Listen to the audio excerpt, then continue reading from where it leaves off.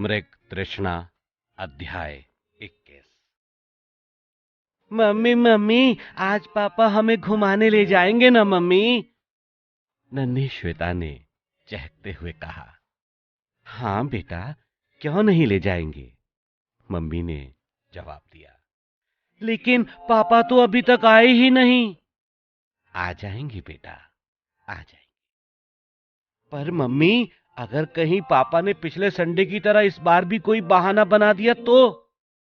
आंखें मटकाते हुए श्वेता ने कहा। बेटा, पापा बहाना नहीं बनाते। पिछले संडे को उन्हें वास्तव में कोई काम होगा। नहीं मम्मी, आप झूठ बोल रही हैं। आप ही तो पापा से कह रही थी कि उन्होंने बहाना बना दिया है।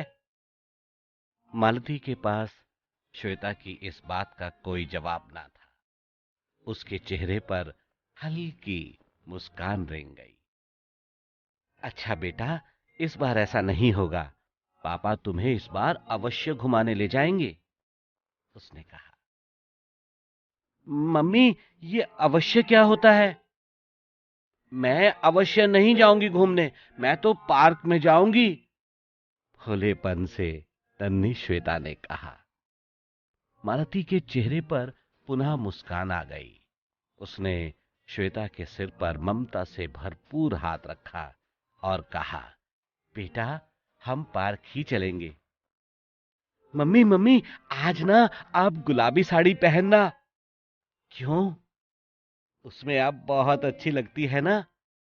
आपसे किसने कहा बेटा? उस दिन पापा कमरे में आपसे यही तो कह रहे थे। छिप गई थी मालती। दूसरे ही पल खुद को संभाल कर बोली, बेटा, मैं गुलाबी साड़ी पहन लूंगी, पर आप इधर उधर क्यों ध्यान देते हैं? अच्छे बच्चे ऐसा नहीं करते। तो क्या करूं मम्मी? नन्ही श्वेता के मुख पर सारे संसार की मासूमियत सिमट आई थी। मालती उसे एकटक देखने लगी और फिर न जाने किस भावना के वशीभूत होकर उसने श्वेता के नाजुक मुखड़े पर 4-5 चुंबन जड़ दिए। श्वेता उछल पड़ी। ठीक इसी तरह। क्या इसी तरह? मालती आश्चर्यचकित होकर बोली। ठीक इसी तरह पापा ने उस दिन आपको चूमा था। क्या पापा भी आपको प्यार करते हैं मम्मी? मालती अब स्वयं को असहाय महसूस करने लगी। उसने थके हुए स्वर में कहा, बेटा, मैं और पापा दोनों ही आपको बहुत प्यार करते हैं। ये प्यार कैसा होता है मम्मी? अच्छा सुनो, मैंने तुम्हारा दूध गर्म कर दिया है, तुम उसे पी लो, मैं लेकर आती हूं। नहीं नहीं, मैं दूध नहीं पीऊंगी। क्यों? आपने ये तो बताया ही नहीं, प्यार किसे कहते हैं? बेटा, तुम हमें अच्छी लगती हो, बस इसी को प्यार कहते हैं। तो पापा भी आपको अच्छे लगते होंगे, इस बार मालती ने लगभग डांटते हुए कहा। अच्छा, अब ज्यादा बातें मत करो, लो दूध पी लो। अचानक बाहर से गाड़ी रुकने की आवाज ने मालती और श्वेता का ध्यान भंग कर दिया।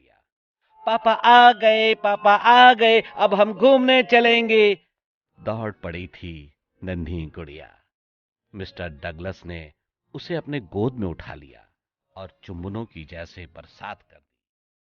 आज हमारी राजकुमारी बहुत प्रसन्न है। क्या बात है बेटा? पापा, आज हम घूमने चलेंगे ना? ओ, तो ये बात है। हाँ हाँ, क्यों नहीं। आज हम अपनी श्वेता को देर तक घुमाएंगे। अरे! पागलों की तरह उछलने लगी थी वो।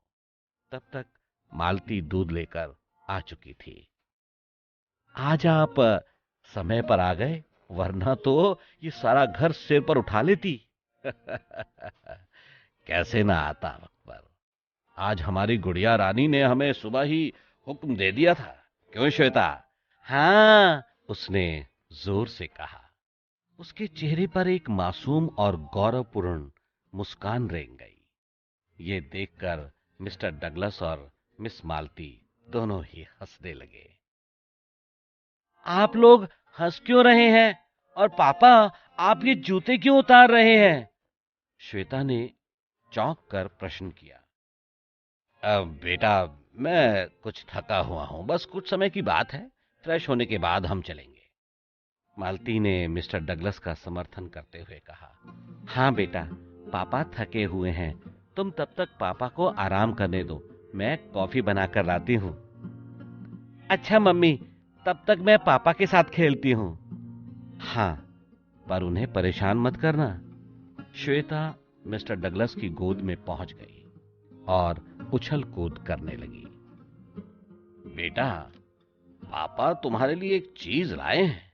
वो क्या पापा? मिस्टर डगलस ने अपनी जेब से एक चॉकलेट निकाली और उसका रैपर अलग करके श्वेता की तरफ बढ़ा दिया, लेकिन चॉकलेट हाथ में नहीं दी। पापा, दो ना पापा। नन्ही श्वेता बार बार आग्रह करने लगी, पर मिस्टर डगलस उसे चिढ़ाते जा रहे थे।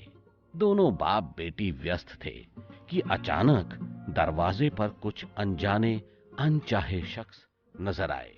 वे हथियार बंद थे। कौन हो तुम लोग? क्या चाहते हो? हैरानी से मिस्टर डगलस ने पूछा। जवाब नदारद, एकदम शांति। अब तक मालती भी कॉफी के कप लेकर आ चुकी थी। वो चुपचाप मिस्टर डगलस के पास आकर खड़ी हो गई। वो भी ये सब देखकर हैरान थी। वो अभी कुछ समझ भी नहीं पाई थी कि उनमें से कुछ लोग आगे बढ़े, कुछ ने मालती को पकड़ लिया। कॉफी के कप वाली ट्रे फर्श पर गिरकर टूट गई।